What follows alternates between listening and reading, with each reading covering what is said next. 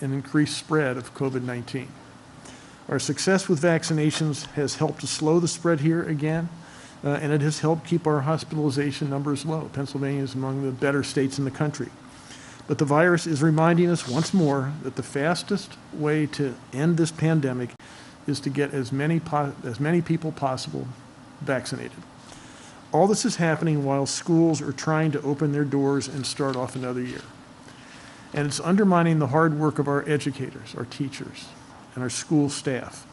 And they're doing all they can, despite this, to keep students in the classroom.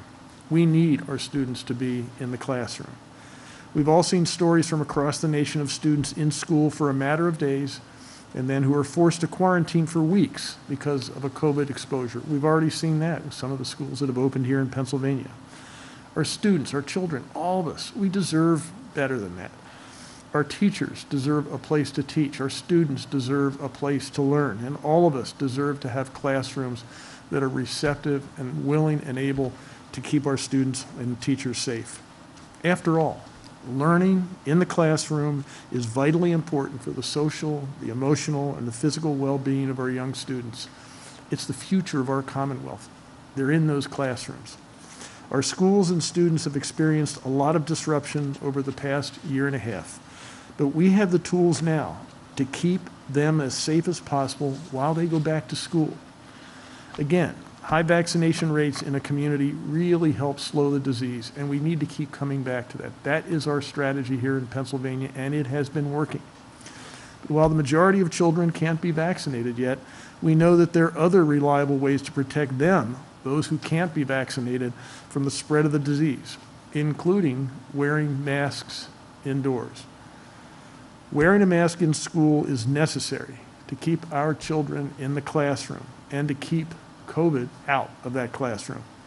So to that end, the Department of Health is directing all early learning and child care and K through 12 private and public schools across the country, across the state, to require students and staff to wear masks when they're indoors. This is necessary to our future as a Commonwealth.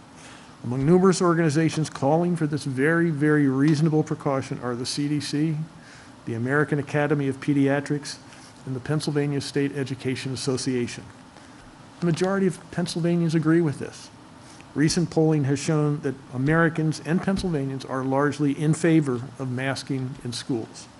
And here in Pennsylvania, my office has seen an outpouring of messages and calls, primarily from parents of young children concerned about the lack of mask requirements in the schools they're sending those children to. Those parents and community members are asking for our help to keep their kids safe in school, especially in places with high or substantial rates of transmission, which now actually includes every single county in Pennsylvania. It's crucial for students and staff to wear masks in school. This is a necessary step to keep our students and teachers safe and in the classroom, where they all need to be and where we want them all to be. When students and teachers go home at the end of the day, it's going to keep their families safe too. Secretary Beam is going to give you more details in a moment, but the point is doing nothing right now to stop COVID-19, that's just not an option. Doing nothing is going to mean more sick kids. It's going to mean more days out of school. It's going to mean more grief for our communities and more problems for our economy. When kids are forced to quarantine at home, parents have to call off work. And again, that's bad for our workplaces. It's bad for them. It's bad for all of us. We have to act now to protect our students and our teachers. We need to put politics aside. We need to get back to what matters. Keeping students safe and keeping students in the classroom. That's what we need to do. Our Commonwealth and our nation are in a different place now than we were just a month ago. And our students need our help right now to stay safe and stay in school. So we really need to do this. Now I'm really proud to turn this over to Dr. Trudy Hecker, who's going to talk a little more about this. Dr. Hecker. Thank you, Governor. It's a pleasure to be here. I'm a general pediatrician at the Children's Hospital of Philadelphia and the president of the Pennsylvania chapter of the American Academy of Pediatrics. The Pennsylvania chapter of the American Academy of Pediatrics represents over 2,000 pediatricians across the state. Every day, our members, myself included, are privileged to see to the health and wellness of Pennsylvania's children. We do so with great care and diligence. We take this responsibility very seriously, and we are very committed to the trust that our families show in us. That is why we are so pleased to join Governor Wolf, Secretary Beam, Secretary Ortega, Secretary Snead, and Dr. Johnson in supporting mandating masking in the school and in daycare settings across the state. This is a critical health care issue for our children and families. Over the past 18 months of the pandemic, so many children have fallen woefully behind in all aspects of their lives. The return to in-person school this fall is crucial to our children's educational success and to their mental health. Unfortunately, due to the increase in the Delta variant, as the governor has mentioned, we are already beginning to see that in-person school can lead to high volumes of exposure with rapid spread of infection. The result will be more quarantining, causing increasing academic loss and further exacerbation of stress, anxiety, and depression in the young people we serve. The Pennsylvania chapter of the American Academy of Pediatrics does not make recommendations lightly. We encourage schools to take a multi-layered approach to protect students, teachers, and staff, including access to vaccinations, universal mask use, improved ventilation, available COVID testing programs, quarantine protocols, and cleaning and disinfecting procedures. Combining these layers of protection will make in-person learning safe and possible for our children in Pennsylvania. Evidence clearly demonstrates that vaccination remains our best defense in protecting our communities against COVID. Vaccines work. I've seen it in my lifetime. However, a large segment of our population currently is not eligible to be vaccinated. That is, children under 12 years of age simply don't have the choice to get the immune protection that immunization offers. So it falls to us, their parents, their pediatricians, government officials, to protect them. Immunizing the adults in a children's lives is essential, but not enough. Masking is the next best defense in that multi-layer approach to fighting against COVID-19. In fact, last year, at the height of the pandemic, prior to widespread vaccine availability, many of Pennsylvania's schools did remain open with little spread of COVID, mostly due to the mask mandates. In fact, masking provided protection of students and staff against the spread of other respiratory illnesses, including flu and RSV. At our hospital, we saw very little disease states because of the masking and children who were quarantined at home. A recent study from the Greater Atlantic School System this month compared schools with optional versus mandatory mask use.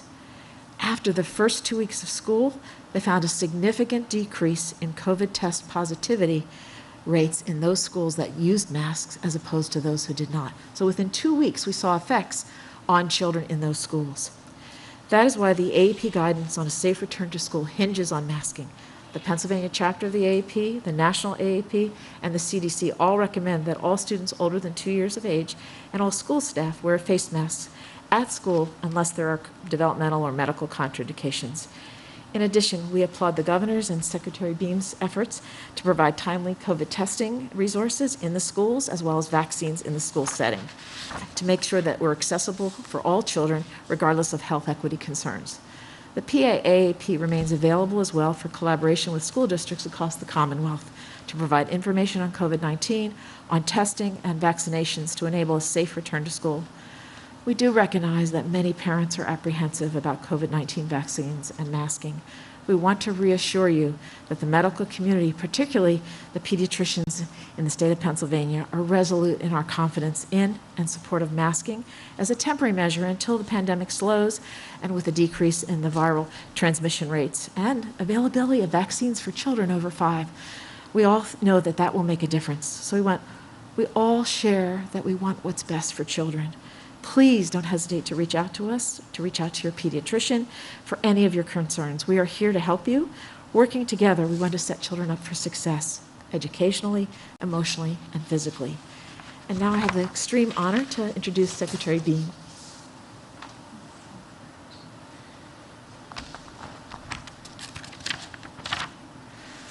Good afternoon.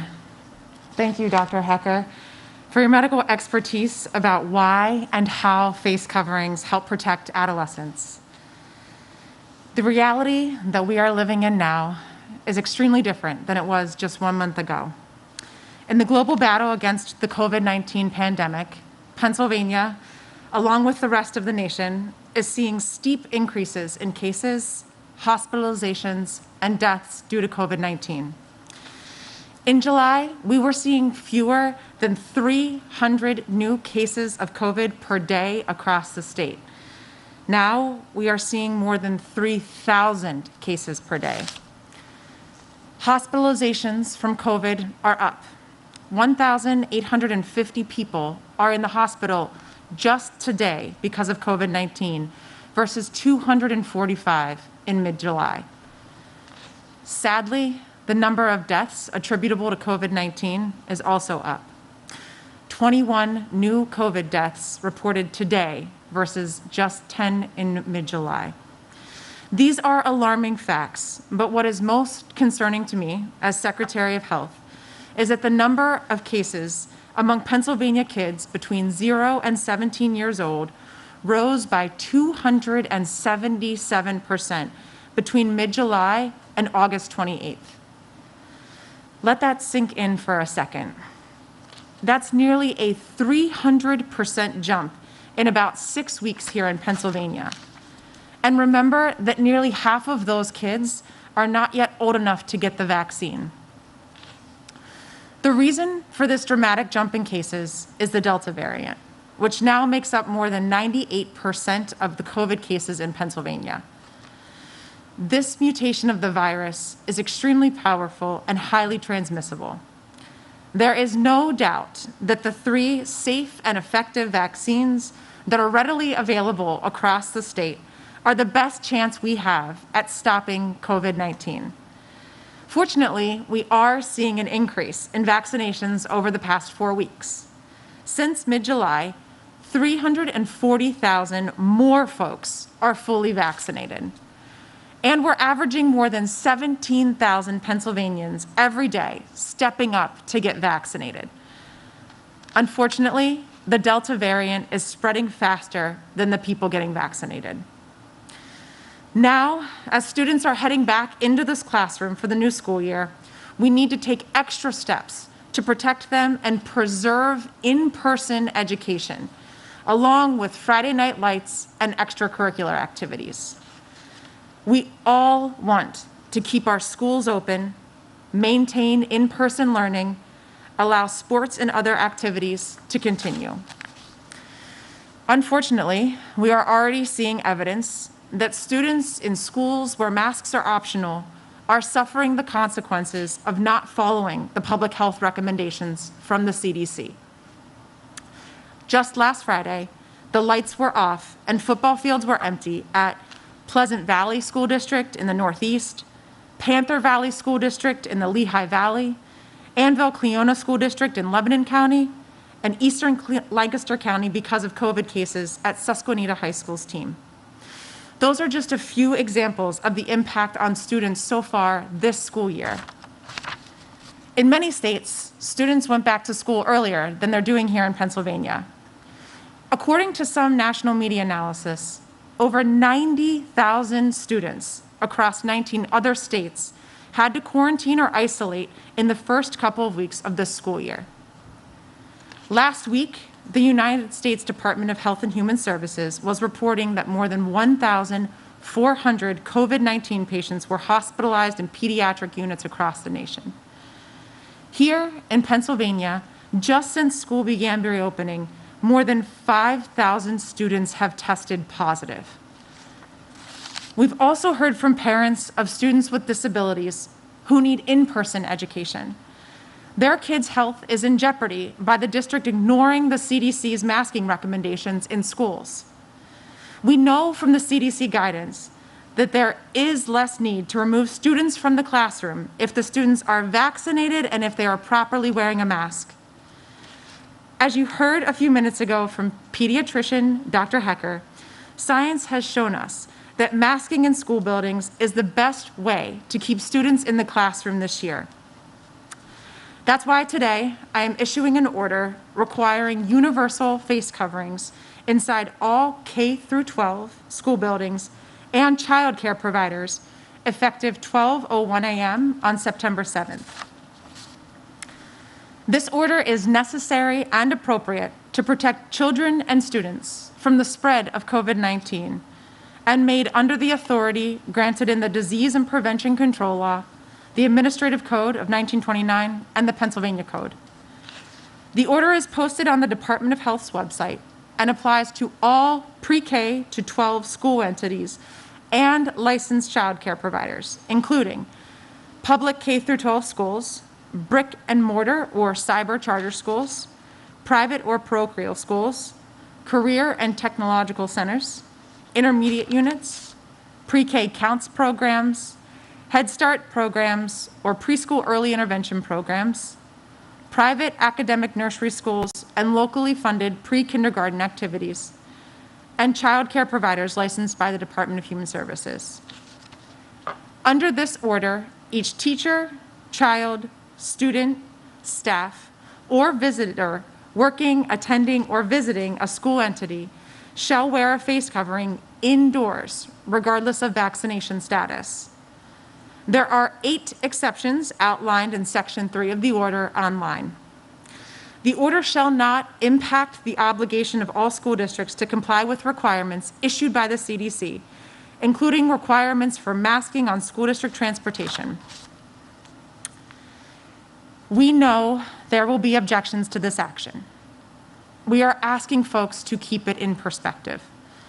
Last year, when there was this level of community transmission, our students were learning virtually. The guidance has evolved based on lessons learned. Our goal is to keep students in classrooms and keep the surging Delta variant out. It's clear that wearing masks in school buildings helps preserve in-person learning. Now we'll hear from the Secretary of Education, Noe Ortega, about why we need to keep students learning in person this year.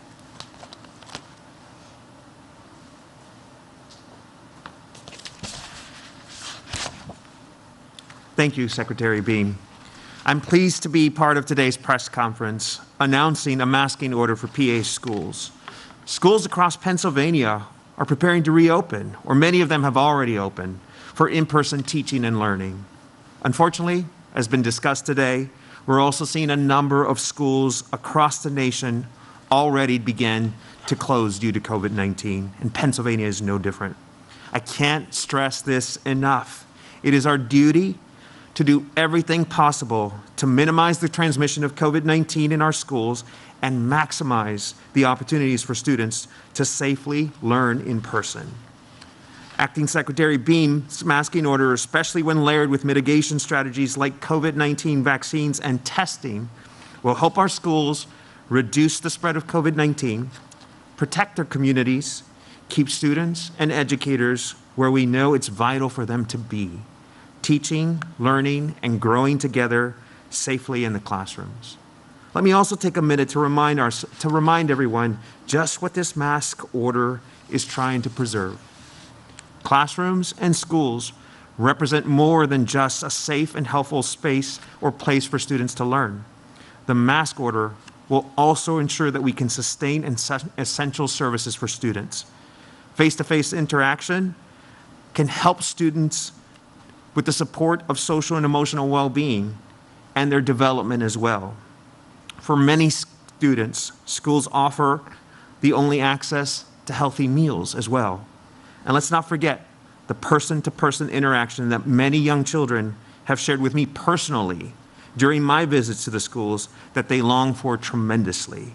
We cannot let COVID-19 and the highly transmissible Delta variant take these things away from our children, many of whom are too young to get the COVID-19 vaccine. If children have to leave school to quarantine, this affects parents and caregivers, as they may have to take time off to stay home and tend to their children. This impacts their jobs, their coworkers, and above all, the economy of Pennsylvania.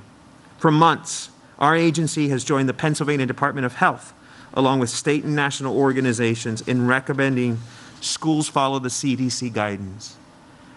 Secretary Beam's masking order is in alignment with the CDC guidance and along with other layered mitigation strategies which will help keep our children in school, participating in sports and other extracurricular activities. So the Department of Education certainly extends their gratitude for the great leadership of Secretary Beam and her team for the commitment to fighting the pandemic and protecting in-person learning for Pennsylvania school communities. Similarly, I'd like to thank our school communities for everything that they have done and continue to do to ensure the safety of our children as they learn and grow in classrooms across the Commonwealth. The goal of our efforts remain to sustain in-person learning throughout the school year. We must do everything to ensure that we don't disrupt their learning, and we must come together for our children to keep them as safe as possible in school.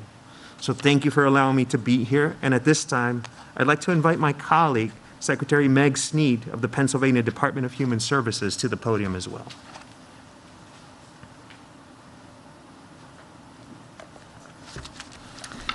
Good afternoon. Thanks, Noe. My name is Meg Sneed, and I'm the Acting Secretary of the Pennsylvania Department of Human Services. I'm proud to stand here with my colleagues on behalf of the Wolf administration to announce action we're taking to help Pennsylvania children stay safe in their schools, childcare settings, and early learning programs. I'm a mom to 2 girls, ages 4 and 7. Like most Pennsylvania parents and caregivers, I've experienced a uniquely persistent anxiety over the past 18 months. Raising children in the context of a pandemic is difficult, to say the least. My family has followed the guidance of public health professionals since the pandemic started. We stayed home when that was necessary. We wear masks when we're around other people in public. And my husband and I got vaccinated as soon as we were able to. But my 2 girls are not yet eligible for the COVID-19 vaccine because they're too young. Like all other Pennsylvania children, my girls are living in a community where a dangerous virus continues to spread, a virus that has become more dangerous to children as it's evolved. As a parent, it's my job to do everything within my power to protect my children from danger. As a member of this administration and a public servant, I believe it's our responsibility to develop policy that protects all children from danger. The Department of Human Services licenses and regulates about 6,500 licensed childcare providers in Pennsylvania. These are settings that are primarily serving kids in group or center-based settings. Since the start of the pandemic, DHS has been tracking COVID-19 cases associated with facilities and settings that we license, including childcare providers. I can assure you that COVID-19 can and has spread in our childcare centers. New cases of COVID-19 among children enrolled in a licensed childcare have increased significantly in recent months, according to data self-reported to DHS by those childcare providers. For example, on June 4th, childcare providers across the Commonwealth reported 8 cases of COVID-19 for the week before. On August 27th, the number of new COVID-19 cases among children in childcare the previous week was 162.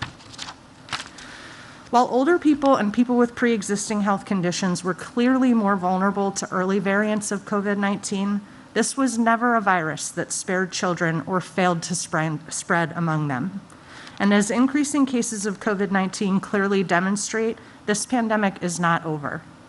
We have a responsibility as a Commonwealth and as individuals to send our children back to school safely and keep our childcare providers open to working families who rely on them. It's my firm belief that we must follow the science and use evidence-based strategies to prevent the spread of COVID-19, like wearing a mask. Our collective health and well-being and the recovery of our economy depend on us making the right choices. A thriving childcare industry is foundational to the rest of our economy, and this industry and the dedicated educators who show up every day to help our children grow will be essential from our recovery from this pandemic. Simply put, without access to safe childcare, many parents cannot get back to work. That includes my husband and me, who could not go to work every day without knowing that our youngest is safe and cared for in an environment where she's growing socially and educationally. An early childhood education experience can shape a child's educational, social, and emotional development throughout their lives. Science has shown that the first 5 years of life are critical to brain development, influencing the trajectory of an individual's life for many years after. After the past 18 months, I think it's important that we reflect on just how critical it is that our children are able to get back into physical spaces where they can learn and socialize and grow. The Secretary of Health's mandatory masking order for individuals older than 2 in an indoor childcare space will ensure that they can do so as safely as possible. At this time, we're happy to take questions. Thank you, Secretary Sneed. In addition to our speakers, we'd also like to note that in attendance today are Acting Physician General Dr. Janice Johnson, Sports Medicine Pediatrician Dr. Christina Master, Infectious Disease Specialist Dr. Swathi Gotham, and Tracy Campanini, Director of DHS's Office of Child Development and Early Learning. We will now begin taking questions from reporters, and we ask that you please use the hand raise feature. Our first question comes from Justine McDaniel from the Philadelphia Inquirer. Go ahead, Justine. Hi, thanks so much. Hi, Governor Wolf and Secretary Beam. This question is for you. What will you do if school districts, do not follow this mandate? And are you prepared for a legal or legislative challenge? Have you had discussions with the Attorney General's office, the legislature? Are you prepared for that? Thank you for that question. I think that might be better answered by the Secretary of Education. So, Noe, you want to take that? Thank you, and I appreciate the question. As it comes to enforcement, I just want to remind everyone that school districts are constantly in the business of enforcing policies that keep schools safe for learning for our students, right? And so throughout the pandemic, it's been our recommendation to a number of school leaders, particularly those at the building, to make sure that that's the enforcement measures that they begin to use with regards to getting students to comply. I think the enforcement measure that we rely on the most is the incentives, both to students and families, of what this creates in terms of an outcome. Continued sustained learning in the classroom for our students, which is extremely important. Thank you for the question. Let me just add, I think, to that this is, we talk about local control. This is something that puts the decision-making and the enforcement in the hands of the parents and the school boards. I mean, they're the ones that are overseeing the enforcement of this. And in the end, what we all want is what they want, and that is to keep our kids in school, to keep sports being played. Those are the things we can't do if we don't do something like this. So thank you. Good answer. Thank you. Next question, sorry. Thank you. Our next question goes to Maddie Cudahy from Fox 43. Go ahead, Maddie. Hi, Governor Wolf. This question is about your message to many of the parents who will most likely react badly to this mask mandate. We have seen masking rallies at several school districts. What is your message to them? And what will the consequences be if they send their child to school without masks? Well, I think the school districts will be in charge of making sure that the students do come to school with masks. But again, think about the world. If we don't do something like this, how are parents going to feel if their kids get sick? How are parents going to feel if their kids can't go to school because the schools are closed? How will the parents feel if they can't participate in sports because they don't have sports activities because they've been canceled? I think this should be something that every parent should actually react with great anticipation, because this is a good thing. This will be a good thing for their families, good thing for them, good thing for their children. Thank you. Next, we have Lauren Make from NBC 10. Go ahead, Lauren. Governor, good afternoon. I just heard from a county that supports your mandate, the mask mandate. However, they said they really wish that this had been done earlier. Other states did do this earlier. It is now the time when school is opening. Why wait until right now when schools already have their plans in place? That's a great question. Thank you. Not every school has opened, so there's still time. But yeah, this is something that you could argue is maybe past due, and other states have done this already. We actually Why tried. didn't you? We actually tried. We sent out guides and said, we'd like to have the school districts take responsibility for this. Turns out right now, more than half of the school districts have not taken action. So then I sent a letter, which I think you've seen, a public letter to the leaders of the General Assembly to say, how about you take the lead on this? I mean, I want to be collegial in this, and I think we all ought to be working together. We all care about our children. Let's do this for the Commonwealth of Pennsylvania, for our citizens, for our future. They sent me a letter, I think it was public, that you also saw, that said they didn't want to do it. So this is where we are right now. I'm the one left holding the bag. I'm the one that has to make the decision. And this decision comes out of the Department of Health, the Secretary of Health's order. We are going to do it. So yeah, you could argue we should have done it. Pennsylvania should have done this earlier. Pennsylvania did not act as a state. I think the time is now to do it, and we are.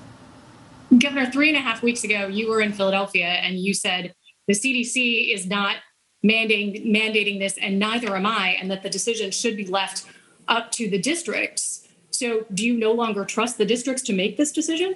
Well, as I just said, I do, and I did, and 3 weeks ago, that's exactly what I was saying. I think it was 3 weeks ago. And where we are right now, as you point out, with many of the school districts, I'm not sure what percentage, but probably most of them at this point open, that less than half of the school districts have some plan, whether it's a full plan or a partial plan for masking. So I said, I'm recommending that school districts do this. This is the right thing to do. This is the right thing to keep kids in the classroom. That's what we want, to keep kids learning. This is what the future of Pennsylvania depends on. We need to do this. And after 3 weeks, we have less than half the school districts doing it, so we need to do something else. Thank you. Next, we have George Salas from WPVI. Go ahead, George. Good afternoon, everyone. Just a little bit more clarity on what the penalties under the Disease Prevention and Control are if school districts or people do not comply with this mandate. Well, I think that as they say, the real penalty is going to be imposed by parents upset with their school districts for not doing the right thing by their children. And I think that is going to be the biggest. I mean, maybe there are other things that can be technically done, but I think the big pressure on school districts is simply to do the right thing by their students, by their teachers, by their staff members, by their school bus drivers, by the parents who send their kids to schools. That's, I think, the biggest and going to be the most important enforcement mechanism as we move forward. Good, Governor, but some people are going to adamantly oppose this. I mean, if they don't see any kind of real ramification, they may not comply. So is there any actual penalty besides just the shame of not doing it? I'm not sure why you say there's not evidence that this is important. I think that's why the good doctor has been here. We have a lot of evidence that this is really important, and we've seen that all across the country. So, and all you need to do is really look at what's happening in those school districts that are open that have not done this. You see games that have been canceled. The Secretary talked about that. We've seen schools where parents, their cell phones are pinging all the time with COVID cases that erupt in classrooms. I mean, you just got to look around, common sense. This is something that if we don't do this, we're not going to have a school year with kids in the classroom, and that's going to be a lost school year for our children. Thank you. Next, we have Jamie Martinez from Spotlight. Go ahead, Jamie. Hi, thanks for taking questions, Governor. Several districts have already been sued over their mandates, whether it's parents in support of them or against them. So, in addition to the emotional toll and canceling events or keeping kids out of class, this has to be putting a financial strain on districts if they have to keep dealing with these legal challenges. Can the administration give them any support or any guidance in that respect? We'll certainly try. Let me turn this over to the Secretary of Education for some specific things. Thank you for the question. And I think what you're alluding to is with regards to the liability, has any support being lent to the schools and being able to do that? we offer constantly feedback and input to our school leaders as they're navigating this difficult decision, right? And so with regards to the liability that many of them incur if they don't follow the order that is put in place, similar to the orders that have been put in place in the past as well, those are significant consequences that come to individuals, right? And so we want to make sure that many of them understand that. I understand sort of the premise of the question here with regards to whether the administration has done anything to provide support. We don't have a liability shield in Pennsylvania to protect folks, but we know that for many of them, doing the right thing is really top of mind as they navigate many of these things. And so I just want to put that out there as sort of the incentive around the kind of guidance and support we provide our school leaders around this. And let's not forget that the federal government has devoted a lot of money to COVID, to suppressing the outbreak of COVID in schools, so there has been and will continue to be financial support for doing the right thing here by our students. Next, we have Christian Havener from WJAC. Go ahead, Christian. Thank you. Governor, I'm watching our comments here as, look, social media is not the place where you go for positive affirmation, but I'm sure, as you know, you'll probably hear that a lot of people think that a lot of these things are tyranny and, that this doesn't really help kids and all of that. So how do you overcome that message? Because I think as a lot of the people have been asking here in the questions before me is that, look, if you're saying this is a thing, but if it doesn't necessarily have it doesn't have weight behind it, and I think a lot of people are going to look at this as you're trying to. It's one of those things that people who already are supportive of masks are going to keep doing it, and the people who haven't been are just going to go about as they have been. So how do you overcome that challenge of trying to enforce this to get more people to wear the mask? And are you prepared to do more things if this doesn't work? Yeah, I'm not sure why there's pushback on this. I mean, it is something that everybody has to do. If a few people do it and not everybody, it doesn't really work. But if we don't do this, where does that leave us? Well, again, just look around. School events are canceled. School is canceled. Students are sent home to quarantine. Parents have to stay home away from work to take care of those kids while they're in quarantine. I mean, there are a whole lot of bad things that happen that we see every day. Just look around. And to say that doesn't happen, I mean, that's just closing your eyes to reality. That's what's happening. If we don't do something, we're doing something because we want to keep our kids in school. We want to have a future for Pennsylvania. And are you prepared to go further if you need to, if this doesn't work? I have every confidence that the schools out there will do the right thing by their students and the parents. Thank you. Thank you. Next, we have Dennis Owens from ABC 27. Go ahead, Dennis. Hello, Governor. Thank you for doing this. I have a question of metrics. What exactly is the exit strategy? In other words, what are you looking for to say, okay, we can eliminate this mask mandate? And what happens if 3 or 4 school districts have still high transmission, but others don't? What can you tell me about when this goes away? Yeah, we're going to be continually looking at this. We actually said that we're going to look at this in the first week of October. In the meantime, we'll be following the CDC guidelines. I mean, we are in an explosion of COVID all across the country, including among our children, and we need to address this as quickly as we can. And so we're doing that. But to your point, we will continue to come back to this and no later than the first week in October to see where we are. And again, what we're going to want to see is that this pandemic is going away, that our children are no longer threatened by this, that our education system is not threatened by this. We see that, and this will go away. But we're going to keep looking at that and starting in next month. So would there be guidance, say, every month? Okay, hey, we're still on this and we're not. How do you see this playing out? We're not going to. We don't have specific dates, but we're going to continuously look at this. I laid out the first week in October date just because I want to make sure you're saying I'm not just going to be looking at this and maybe we'll come back to it. We actually have a specific. We have a specific date there, and I can pretty much assure you that the Department of Health will be looking at this every day. I'm looking at it every day. Thank you. Thank you. Next, we have Jim Melwart from KYW. Go ahead, Jim.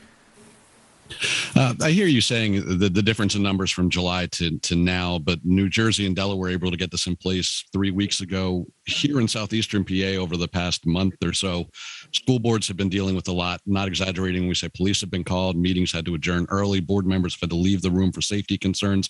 What do you say to them, to those members? And frankly, do you feel you owe them an apology, making them go through all that only to get here 3 weeks late? In other words, I think there was an earlier question of maybe we should have done this sooner. We can get into that. We're doing it now. We want to keep kids safe. We've tried to figure out different ways to approach this. The goal is to keep children in the classroom. Understand the goals, but specifically, what do you say to those board members whose lives have been threatened, whose safety has been threatened? Why couldn't this have been done earlier? Well, as I say, the effort was done, I don't know how many weeks ago, in terms of saying to the school boards, make this happen. These are the CDC guidelines. I want to have you do the right thing here. That didn't happen. Said to the General Assembly, you take this and run with it and do the right thing here. They didn't do it. So it's left to me. So yeah, maybe if we had all run together earlier, it would have been nicer, but that didn't happen. So I'm moving as quickly as I can here. Thank you. Next, we have Charlie Thompson from Penn Live. Go ahead, Charlie. Hi, Governor.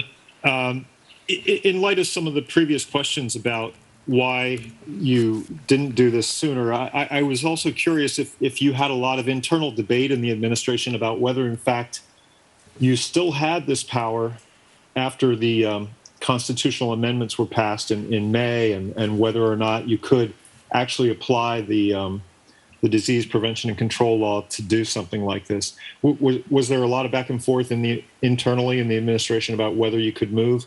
And let me just be clear, this is not coming from an emergency declaration on my part. This is coming from an order that comes from, you said, a 1929 law that gives the Department of Health the ability to look at the general health and welfare of our schools, including cafeterias, cleanliness of classrooms, all that kind of stuff. This is part of the power that exists there, and this order is coming from the Department of Health.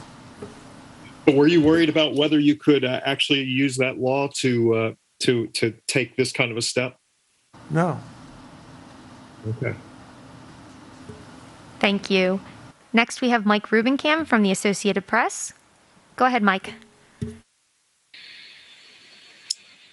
Governor, I was about to ask you why you believe your administration has the legal authority to issue a statewide mask mandate, but I think you just answered that. You say that it has nothing to do with the emergency disaster declaration. It comes from the Department of Health, and it's a power and authority they have had since the late 20s, early part of the 20th century. Thank you. Next, we have Josh Byers from the Tribune Democrat. Go ahead, Josh. Hi there. Thanks for taking my question. Hey, I was just wondering, do you expect the members of the legislature to try and overturn this order? And if they're successful, what's the plan after that? I'm not sure how they would do that, so I'm not expecting that. I'm not expecting everybody in the General Assembly to be pleased with this, but I think that everybody recognizes this is a difficult decision. It has to be made, and I applaud the Secretary of Health for making it. I think they will too.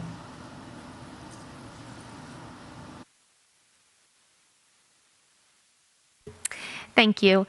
Next, we have Madeline Hanna from the Philadelphia Inquirer. Go ahead, Madeline.